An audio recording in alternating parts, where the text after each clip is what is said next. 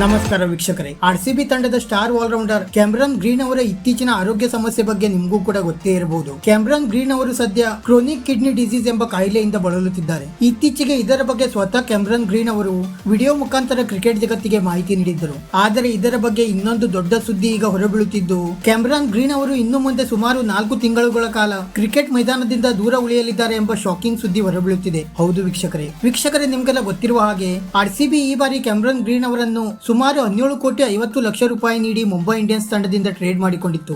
ಆದರೆ ಈಗ Cameron green ಅವರ ಆರೋಗ್ಯದ ಬಗ್ಗೆ ಬರುವ ಮಾಹಿತಿ ಆರ್ಸಿಬಿ ಮ್ಯಾನೇಜ್ಮೆಂಟ್ಗೆ ದೊಡ್ಡ ಶಾಕಿಂಗ್ ಸುದ್ದಿ ಅಂತಾನೆ ಹೇಳಬಹುದಾಗಿದೆ. ಈ ಬಾರಿಯ IPL ನ 17ನೇ ಸೀಸನ್ ಮಾರ್ಚ್ 3ನೇ ವಾರದಲ್ಲಿ ನಡೆಯುವ ಸಾಧ್ಯತೆ ಇದೆ.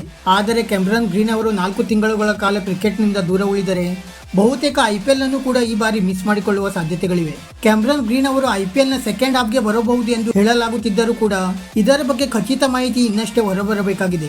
ಮತ್ತೆ ಒಂದು ವೇಳೆ ಗ್ರೀನ್ ಅವರು ಪೂರ್ತಿ IPL ಸೀಸನ್ಗೆ ಅವೈಲೇಬಲ್ ಇದ್ದರೂ ಕೂಡ ಟ್ರೀಟ್ಮೆಂಟ್ಗಾಗಿ ಪದೇ ಪದೇ ಆಸ್ಟ್ರೇಲಿಯಾಗೆ ತೆರಳುವ ಸಾಧ್ಯತೆಗಳು ಕೂಡ ಇವೆ.